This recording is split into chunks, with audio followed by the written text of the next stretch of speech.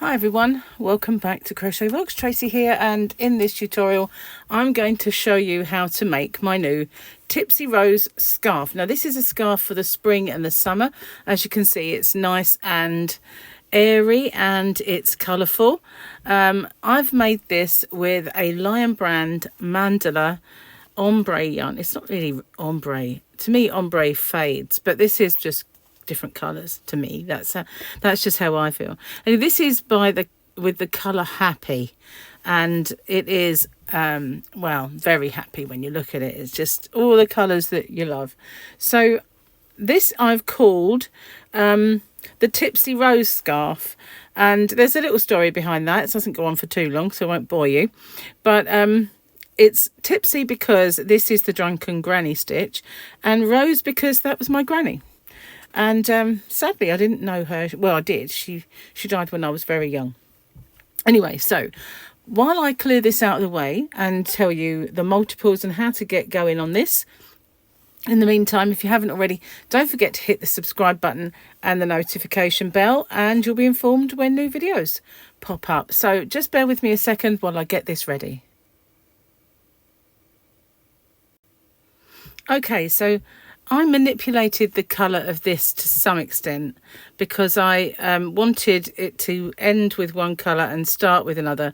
And there is a little patch where this it's not very noticeable, but I didn't want my blue colour to finish halfway through this row. So I did pull off the ends, and to be honest with you, they were not big. That was two, and this was just one. So I didn't exactly pull off too much of the yarn to kind of manipulate the colours. But I did that. It's just my personal preference, but you don't have to do that. And I edged it with a Picot edge, which I will show you how to do afterwards. Now the stitch multiple, I'm just moving that out of the way, for this is 5 plus 4. So I did 34 chain altogether. So you just need to make a slip knot. I'm using a 5mm crochet hook because this is a 4-weight Aran yarn. You can use whichever yarn you want. Just make sure you use the corresponding crochet hook for it. And if you're doing it with thinner yarn, you might need to make a few more multiples. But for now, I'm just going to do 34 chains, nice and easy. So I'm just going to pause it while I do that, because if I count it will put you off, and so I'm going to come back once I've done them. Okay, so I've chosen this yarn to celebrate the fact that I'm going to be stocking it in my shop soon. It's on order. So how we start this, if you haven't seen my shop, there is a link in the description box. It's hobbyrocks.co.uk. So if you're looking for this yarn, it will be there soon. So we're going to count back. We're going to go into the 6th chain from the hook. This here loop is not part of that. So 1, 2, 3, 4, 5. Into there, we're going to make a UK treble or a US double crochet. Now try not to pull this too hard, or that loop will get too baggy, and we don't want that. So I like to hold on to it when I'm making those stitches. So we're doing 3 into that same chain space. Okay, then we're going to chain 2 and do another one in that same space. So I'm holding on to it to make it not too baggy. And now we're going to skip 4. So 1, 2, 3, 4, and in that 5th one we're going to do the same thing. So we're going to do 3 UK trebles, which are US double crochets. Some people like to go through the 2 loops at the chain, but I always find that gets a little bit confusing as to where I'm up to. Now I'm going to chain 2 and do one more in that same space. It's a very easy pattern and very quick to work up, so that's good. We're going to skip 4. 1, 2, 3, 4. In that 5th one, we're going to do the same thing. So that is our repeat, but it does help to take the, I'm going to do that again. Didn't go according to plan, did it? That's because I was talking at the same time. Okay, so I'm going to do that again. So that's 3 UK trebles or US double crochets. 1, 2, and that's my third. 2 chain and 1 more in the same space. Now we're going to do that all the way along until we've got 3 chains remaining. Exactly the same. So I'm going to pause it then, and I'll carry on until I get to my last 3 chain, and then I'll come back to you.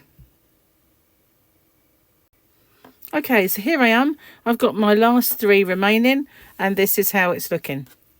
So I'm now going to do 1 UK treble or US double crochet in that very last chain, but I've kind of split the yarn there.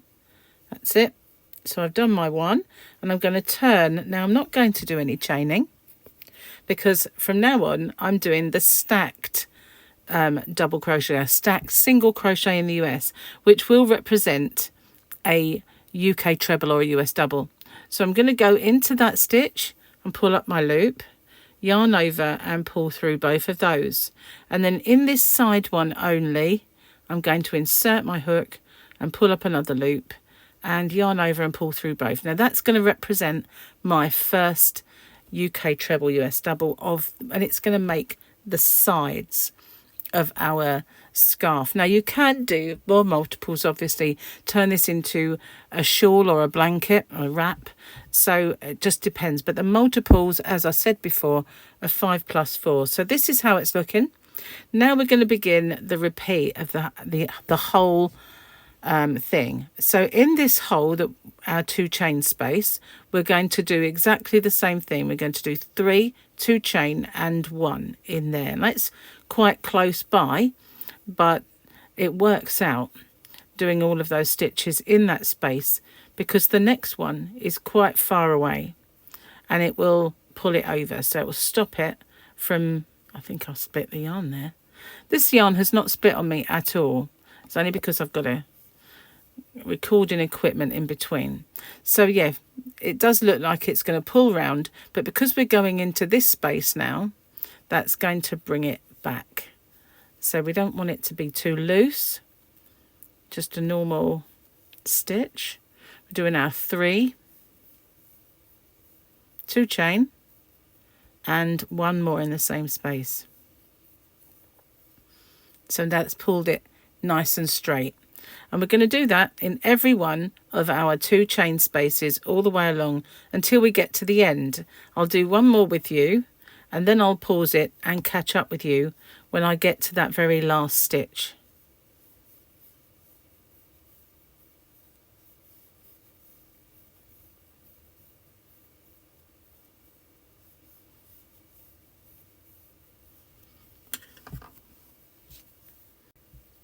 Okay, so I've made it all the way along, and now I have my 3 stitches, and I've got to go into the top of my chains to make the next post. This is the only end where I had the chain.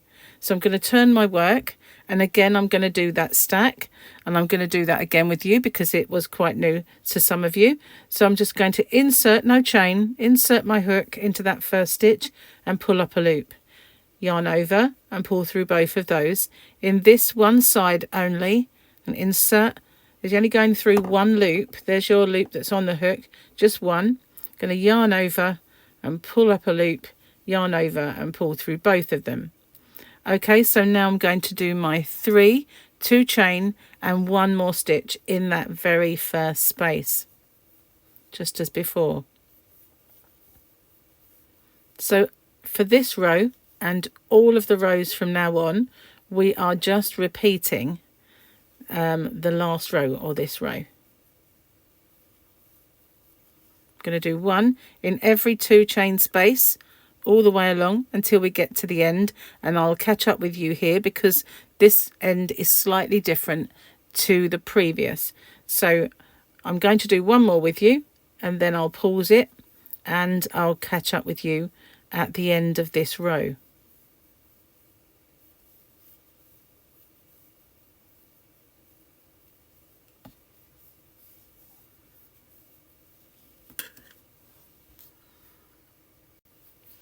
Okay, so I'm back at the end again. Okay, so just this particular end is how every end of every row now will look. So we start the same way and we end the same way. So you've got your 3 stitches there, and this one here is the top of our stack, and you can go through those lovely 2 loops to finish our row.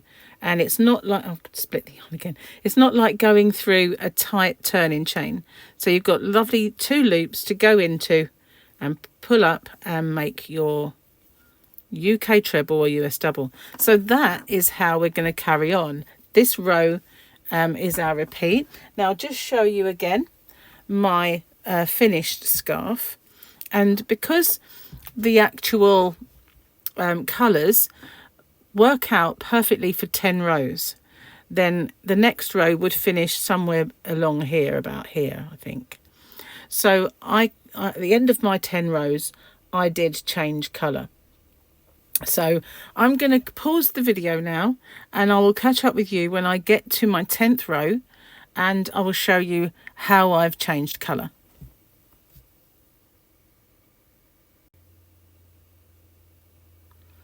Okay, so I'm not going to make it to 10, only because this part of this particular cake did not give me enough yarn to get to 10. So the previous cake that I used must have started with a colour, whereas this only had partial colour.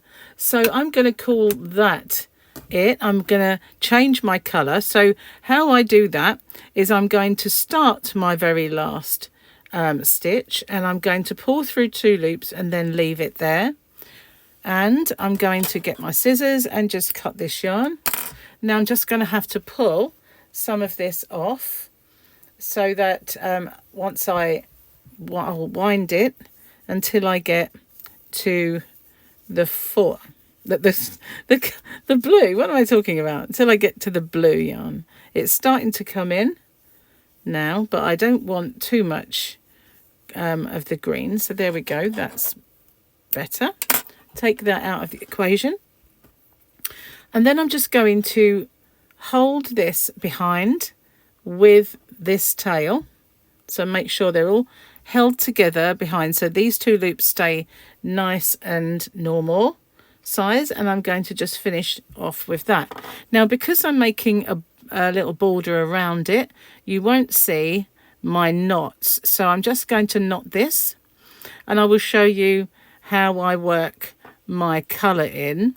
This tail I leave. Let me just pull that down a little bit. Move my scissors out of the way. I'm going to make a bigger loop. I'm going to pull it through. I've made that stitch a little tight. Never mind.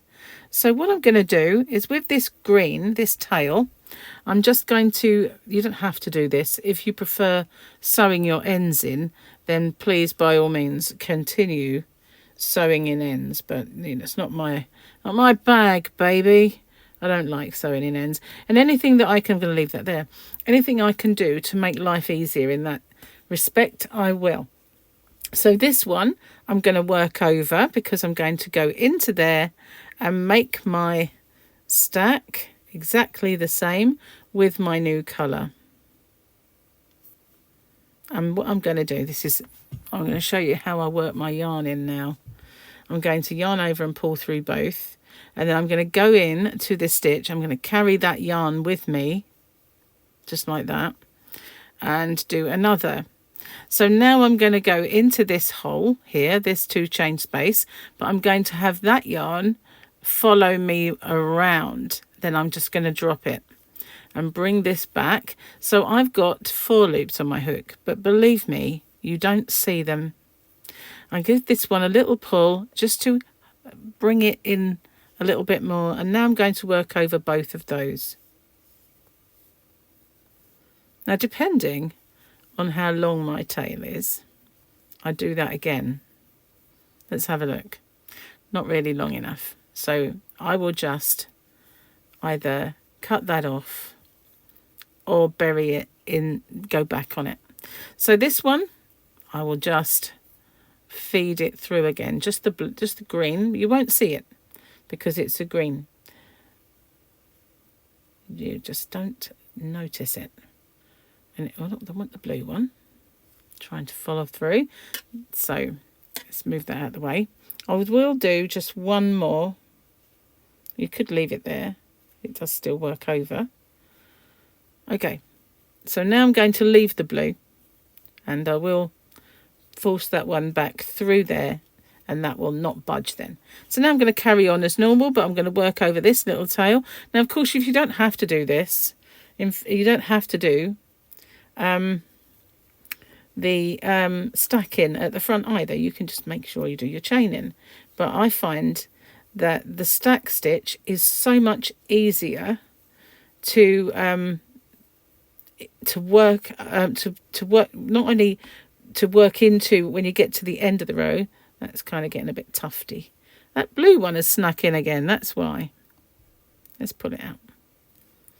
Okay, so yeah, it's easier to work in at the end of the rows when you put in your through the 2 loops, but it's also easier to pick up stitches along the side if you're bordering. Okay, let me just pull this down a little bit. Okay, so I'm going to finish this row with my blue. Now you've seen how I kind of sort my ends out, because I don't like sewing, and I'll do some, you know, the odd one or two, but if it's a project that's got a lot of ends, then no, it's just not going to happen. I did do a few where I sat and sewed end after end after end, but I have to say it is not my favourite pastime. Okay, so I might as well stick with you rather than pause it, because I've only got a few left, and I'm only I'm going in the wrong hole then. Goodness gracious me, I have to watch that. Looks inviting, that big space, but it's not what we want. So now we're going in our 2 loops at the end just as before and finishing off. So what I'm going to do now is going to show you how I did my border. So I didn't bother going around doing a row of UK double crochets, US singles. Didn't feel like it really needed it. So I just did a little picot edge. Now my picots are not exactly the same as everybody else. You know, nothing I do ever is. So here we go. I will show you how to do that. So I just went into this same stitch that I'm just come out of, and I did a UK double, US single crochet. So now this starts my picot. I did 3 chain. I was just doing it as if I didn't have to tell you. 3 chain, then I insert my hook into the first one, yarn over and pull up a loop. Now some people then just slip stitch that, but not me. I will do a UK double, US single crochet. So if you kind of lay that across, it will show you where you need to insert your hook. See what I mean? You get a nice border to actually insert your hook, bring up a loop, and now I slip stitch that. So that's my first picot. 3 chain, go into the first one, yarn over and pull it through, then yarn over, pull through both, and then if you cut, you can see that's where you need to put your next anchor point. So there you go, just carry on. I'll go all the way to the end with you of this row.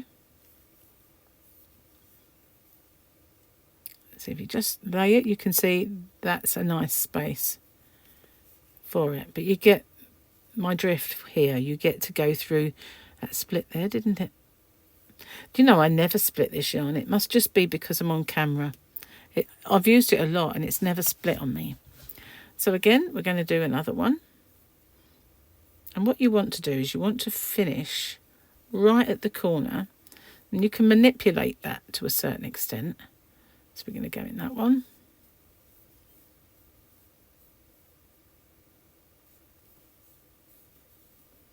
Oh, leave it on the hook trace. So now we want to go into this corner, and this was our chain corner, the very first one. So now we're turning and going along the other edge. Exactly the same, but we've got one that finishes at the corner and one that starts. So you want to go into this one. Sorry if I bashed You see, that fits, sort it out nicely. You've got one on this side and one on this side. So then we're just going to carry on going all the way around exactly the same way. And you want to make sure that you manipulate where you put your stitch, so that I don't really want to go in that big hole, make it even bigger. So if I lay it, it really wants to go in there, so I'm going to go in this one. There we are.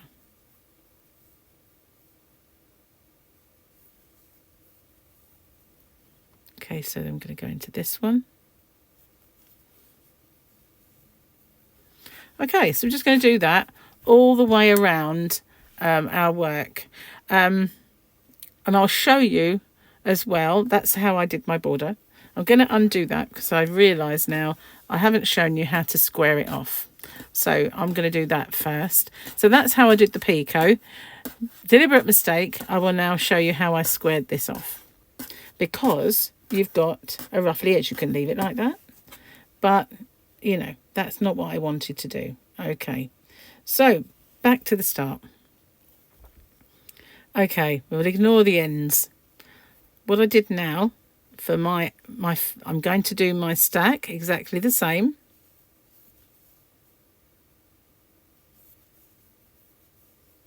Okay, and I chained one, and then I've gone into the top of my, I'm going to ignore these ends, get out of the way. I'm going to go into the top here of this one and do a UK double, US single. So that will square that. I'm going to do another one in the next stitch and another one in the next stitch. I'm going to chain two, and I'm going to come over here to this stitch in our second of our chain, and I'm going to go into there. I'm doing a UK double, US single, and one in the next and one in the next. I'm going to do two chain, and then I'm going to go into the second one over here of our chain. So it would be the first one that we did in that row. And then I'm going to do one in the next, one in the next, and two chain, and carry on all the way across. And this will give us a nice straight edge like the one at the bottom. Of course, you don't have to. You can just do your picots in the ends of the stitches that I'm working into now. But I just feel like it makes it straighter because you have, you know, the same both ends, if you like. So now I'm at the end. I do one chain, and then I do my UK treble US double crochet into that end one.